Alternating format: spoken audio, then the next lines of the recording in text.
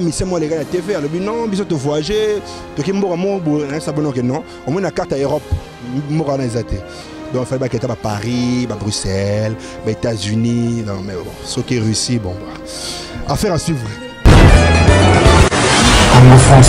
Tout le monde a fait un CP la ramini parce que il a accès à bazo tia au cas. On est sur bazo tia ngaka te on va dire que batu balo baraboye mais ngana CP on n'a mis tout pot de fleurs Nicolo comme on a c'est comme bébé je pot de fleurs. Manganzala kasi kobo yanga ite nakoki ko de fama de swepa ya mamami kasi nanya ko déficer la présence na yoé zongisa motema Congo France Bisona bango bangona bisona bango ekara molai France.com site ya Congo masolo danger masolo kitoko Merci très cher téléspectateurs. Nabi vraiment Boza et Belé Yakolanda émission Nabiso na www.congofrance.com. Merci beaucoup à mon boss monsieur Josué Didi Dipomba, pourquoi pas à notre manager monsieur Junior Boukson Boukassa. On peut remercier beaucoup à Alain Chamouna le guide Bandera, Babi Motema ya mère Mila, pourquoi pas ya Willy Mouché Nikon Mondial Singapore Kebo Jama Katana, merci aussi à Mami Milin Zemba. Motema ya tous peuple Mbetero bientôt Okoya déjà na Kina Malolo Lori c'est la Congolia. Pourquoi pas à David Odito Motomoko, très bien désolé à Londres, on est ensemble. Merci encore à Papi Messi depuis le camp à Mandela Mugonda. Voilà grosse moulu de la presse congolaise dans Zangamurote. On a déjà un artiste et musicien Nabiso ya Kofi Olomide, Quadra Korama Lévi à Guada, J3. Voilà, tous les mingi tobeta masoro mais quand moi je dis bonjour J3. Bonjour. Grosse caisse, grosse moulure. Yo news to ailleurs. Merci beaucoup, moi et mon ami, on a tenu au monde entier sur Congo France. Ok, ouais, Congo France, c'est Nabiso. Oui, il peut faire information à Congo, donc voilà quoi. Ok, merci beaucoup J3. Est-ce que J3, vous en avez na congé ou J3, vous continuez toujours la répétition? Non, la répétition, ça répétera mardi, mercredi, jeudi. Mais Mikolo, yo, bon, on a été dans le déplacement, on a été poto pour na bam. Ouais, mais na zate na comment mutakin. Na zarasu na potote na comment pena résident na Kinshasa mais na une mission de travail pour Mikolo grand prêtre quadra baptisé Edouard Philippe Ier, donc premier ministre naïe. Donc le ministre par rapport à J3 pour Zarana Mukanda Tony Nandenga ma BTG3. Le ministre yé donc yé moi yé bagi pourquoi binga dans tant na yagi na mon fléri tant na combien ma CDF non vraiment Edouard Philippe mon ministre personnel merci boss pour na combo vraiment désormais faut pas babengo boy merci boss le ba mo konzi ta la photo ça donc il y a un moment qui que na kenaki pendant za CD na yaki et tombé que album il y a album et dès qu'on tombé que concert il y a honorable Cindy Le Cœur donc yembagi ba hommage donc aux alaïwana et puis c'est quoi jeudi donc l'autre dia dimanche. Dimanche. Alors jeudi tozo beta. Jeudi le 22. Tozo beta le 22 juin. Le 22 juin voilà. Tozo beta pour na bana izipa. Donc bah il y a belé bana izipa ba étudiants dans les mois balle de vacanciers. Donc bah il y a pena belé quoi ba comprendre. Merci beaucoup J3 lelo magena yambako na kota quand même na mozindo te lelo ngai na public ba otala biso baza un peu na besoin ba comprendre est-ce que J3 na kati ya album ani attaquant au participer kana ba vokoto ou tachon ti album yani attaquant enfin eza album déjà maxi single en attaquant c'est d'ailleurs ba nzembo thème na thème biso to sala mimi backer to intervenir te ba vocal parce que grand peut-être quoi David Sabino ba petit beau à la calme album na bino zoya donc yango no muto zala calme donc j'ai participé ba charisme j'ai essayé ba réponse à ma générique na manze mon sous pavillon 8 donc quelques nzem on a participé et puis naza pena naibi que album na biso ezoya on a ce ko bat ba reçoit temps ya ko découvrir qui est bébé J3 on y peut jusqu'à présent bazo comprendre J3 te ba obenga yo pot de fleurs na habité so bato batala rabiso au grosse moulina loba rien que vérité parce que ba benga rabiso ba benga encore trop mingi aux on des pots de fleurs pembeni ya Kofi Olomide siko est-ce que relax biso de quoi oza capable omoni ko zape pot de fleurs ezala bien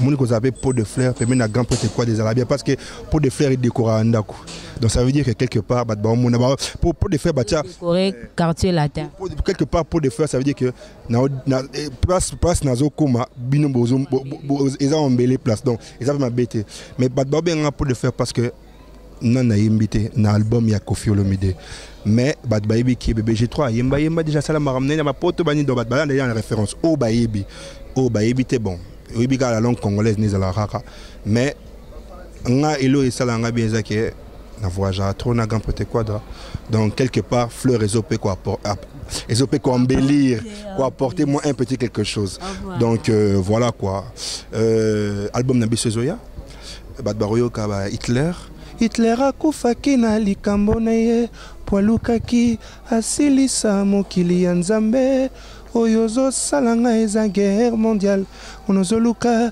États-Unis contre France motema nange ekomi moi l'épinière donc bilo eze bilana ba en route bat bayiba parce que nzemona peut-être quoi d'attendre na yoksega maquette absenga ah bon bana poto pe bayemba pe bona bi ouais à force de travail peut être Mbappé bongo quoi. Voilà. Merci beaucoup J3. Est-ce que Oki Kolaksabiso encore félicitations à Oki de quoi aux capable. Est-ce que J3 au yembe la biso sur quelques participations ou participa quitté. Toyo kanabiso ngo na monde entier au public au misango ta la grosse moulée na Congo France ba CP la place ba Xavier nanga Alain Chamunda le guide Bandera ya Willy Mouché du code mondial pas CP là. Bomanga nzala kasi koboyanga ite nakoki kodefa madeswe pa ya mamami kasi nani akodefise la présence na yoe zongisa motema banzimeza bele kota kota na lango ebolingwanisa pona bière ya love nandimi mabenganga kro na boichi mamolumwila provenance nango eza nzete na poni ya ninel eza infiltré na ba je t'aime na ye mama na Hugo Henry blog eza bele na bitu de na imba sonine to sali sonine soki omoni ye na tongo poso bala ye na pokwa envoûtement na mo basala yango délivrance gentillesse na ye soki banjecte na nzoto a lion akoki kokomisa bantilope pas vrai intime na ye kamata 20 000 € yo tiango na poche soki oza na ye posa okoma na 1 euro ba dieu de la terre surveiller kanga donc bilo eze beli. Voilà. On est sûr que moi pour des fleurs moi ça va quand même parce que yes ko loba. Félicitations J3 là qui s'est biso vraiment la plateau awa de quoi osa capable J3 félicitations tout pe sopeton. Nga vraiment on bisa bateau ba ota la biso na émission na biso Congo France avec moi et J3 ba pe soton. Lelo bat mususu ba roler na TV abandi ko finga BBG3. Nga kutu moninga so finga na nga esala nga bimo donc nga na mingi bat ba finga ke ba kumisa. Pona mona so muta finga ça dit que a mona défaut mais c'est ko a luka défaut na ko finga. Bon bateau on comprend donc on zomo na peke j'ai ezo kendepe kitoko donc biso to beta la musique to appeler na quadra to na icône de musique africaine numéro 1 donc ba polémique amike bébé je trouve vraiment na 4 na ngote na yora msu ba mission msu ba finga verambo au mona Nathalie vie à Koffi Nathalie vie na na mona ka na vie mo médiocre donc tina do finga Koffi ayebi ko tuté donc yebi bateau ba finga Koffi j'ai tout ça en pleine émission monde entier au Talabiso quand même grosse moulée malheureusement dans la polémique ok bon le rose a muta polémique bateau ba mesana ko finga virambo batika pour moni virambo mam oya sala je pense pas que bat baro sala moni le ko beta Bercy za kwangate mais ce que biso to beta Stade de France donc tout ça a besoin de ok ba Europe de l'Est bon mais voto ke na biso Paris oh DJ Abdul le meilleur des meilleurs. Donc un frère de sang. Donc mon DJ Abdul Azan de Gonanga ya motema. Donc on était sur Roya Péni moi ils ont m'abêté hein. Voilà. Mon disco DJ bonjour DJ. Bonjour la grosse. DJ Abdul ya roloba nete ngara na roloba. DJ Abdul yaza pena ndekonanga ya motema. Donc tout le monde na banara pena makambo. Ya ba bobaraba ya ba bloko pena dona yara Kinshasa. Il fait parmi ya bato ba yambanga ou ba laksanga nzela. Non moni émission o ba laksa sala raboy. Donc yemta ngani ba na ba chaque émission faut foutre à $100. Il sera té. Voilà bazo beto ba musu za ba 10 ba fait mais na mona économie ko na commence la bato mais bil ba yem sanga bilo mo 100 mais zo ba ça ba 80 nga pour na sa émission musus. Mais c'est un frère les lois na fiesta. En tout cas boîte nabiso métro en tout cas vraiment et puis censé d'ailleurs Landa biso oh na sens nin si ba komba ba boîte na nenga mabete oh to isa mabete na sens te mabete ya za DJ international auti Angola aina kwanza pour dollar ils allaient sauter. Donc c'est un frère, en tout cas. Attends-moi un petit mot, je sais pas. Non, en tout cas, s'il faut dire quelque chose, je félicite mon frère pour sa vision. Je respecte sa vision. Aujourd'hui, dans la quartier La Terre, on a un grand orchestre à Congo. On a une fonction très méritée, on a une grandeur, on a une vitesse, on a une fierté pour la vie. Bana poto bana partout bo soutenir ndebo mais ça peut être mon poto yema mon poto donc ça dit tika poto ayo sanakin donc bébé J3 yemo rabi le parent de multifonctions dans de bonnes choses na lui plein carrière on a préféré tous avoir rendez-vous bien tout c'est le moi propre. Merci beaucoup DJ Abdoul non quand tu n'as quelques questions mon corps le quoi DJ sur côté na plateau DJ Abdoul ndingo sala rawana est-ce que aux arana moi problème te côté artiste intelaye côté artiste on met un peu ko gérer bango ko kabola bango ndeni. Ouais, par rapport à arrivé à artiste de la Bosso, na artiste de la Sima. On peut m'acamber comme DJ abete ngate abete ente. Ndenge za bola grand star a représenté orchestre ramené le roi quartier latin. A roya va na kwa mo bomo na mutu mo bengi ya ndeni oza poza J3 ya to chauffer ya ebité. On a pas débarquement monsieur Moussoaye. Ce que to ça ndeni J3 qui Bosso, toujours respecter J3, toujours respecter pe OAE. Mais ce qui OAE a ndenge ya système. J3 thème, il faut mériter bonheur, n'est pas J3 tout le monde. On comprend tout ça vraiment équilibre, mais tous les artistes sont à l'aise, ceux qui sont coutani, to bois que mais qui massent qui famille et allés. Pour tout outil musique, bah moi je suis DJ Abdoul Lelo, bébé J3 Lelo, so talima 50-10 ans passé dans la image to Zalaki. Donc bah master Lelo, donc courage à mon frère, plein de bonnes choses et félicitations à mon ex que Zoya Kalamingité. Plein de bonnes choses. Toka bolano plutôt na ba dédicace kana numéro ya contact na yo. Contact est plus 243 81 15 75 447 81 15 75 447. N'a profité pour inviter Batunion sur le 23 juin au anniversaire nanga. N'a invité Peyo. Anniversaire d'avance. Merci et dans l'hôtel venu sur tour à piscine concert mené à prévu ba au DJ Abdoul na live. Na ba mission na. On se dit parce que tu fais partie des invités donc. Le 22 Tozana Izipa et puis le 23 Malamoro. Donc tenu dress code des athées. Quand nous abonnés classique, donc classique quoi. Voilà quoi. Merci à toi d'inviter Peyo donc c'est la famille quoi. Et ben je te laisse. OK, merci beaucoup. To comme l'abso vraiment cochité J3 protocole en émission, na biso J3 mot de la fin na yo.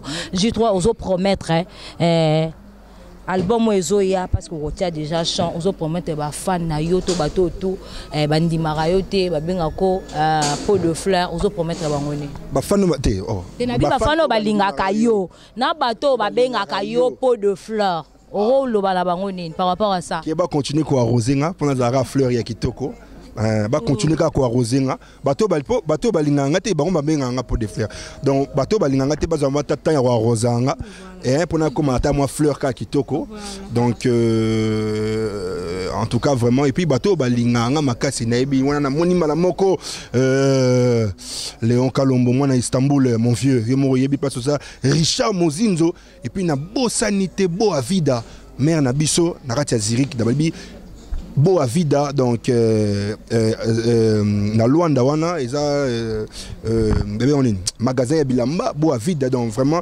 Richard Mozinzo na Zurich grand prêtre la nenga GT puis na Bosanité massacre de tous les temps de tous les jours trésor Ikulu l'Europe t'appartient. Donc et puis voilà qu'on a bossé c'était Sylvie Bomey la femme d'affaires donc voilà quoi et puis bon au moni lelo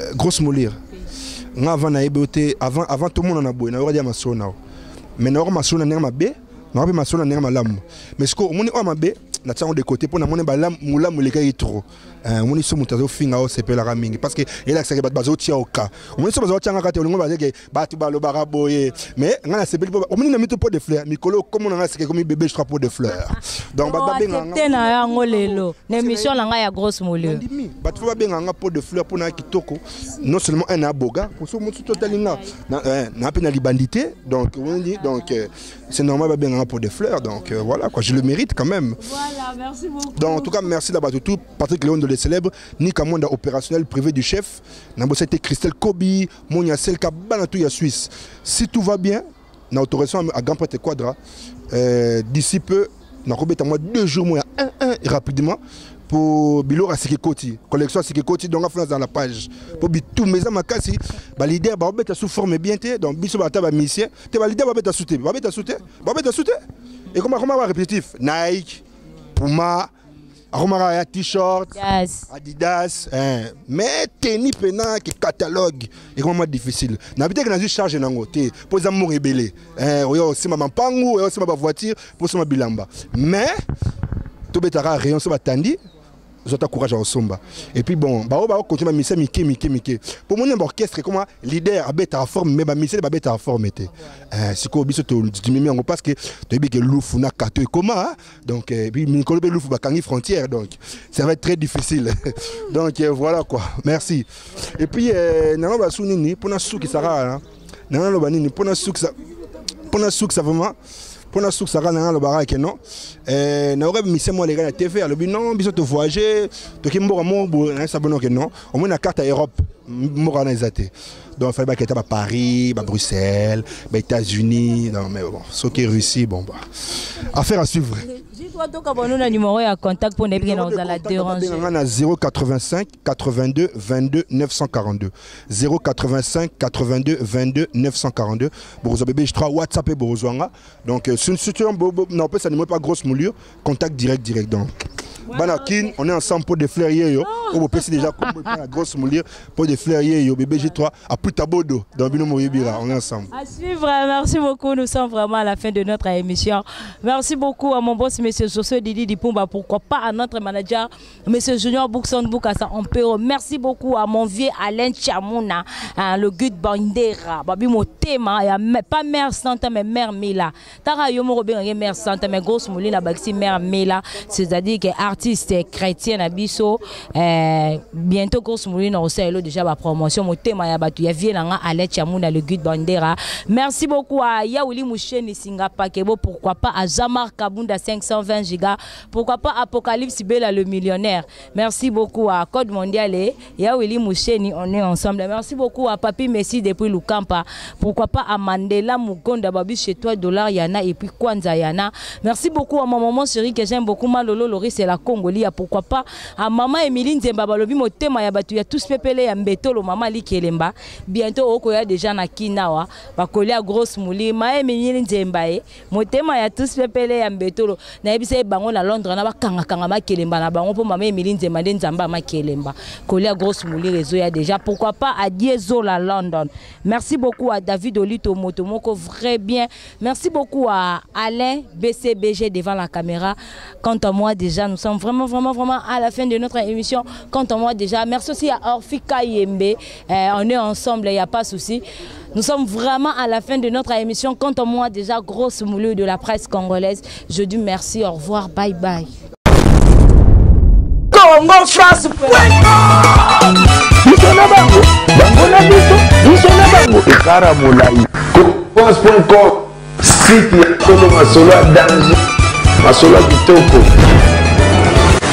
Congo France.com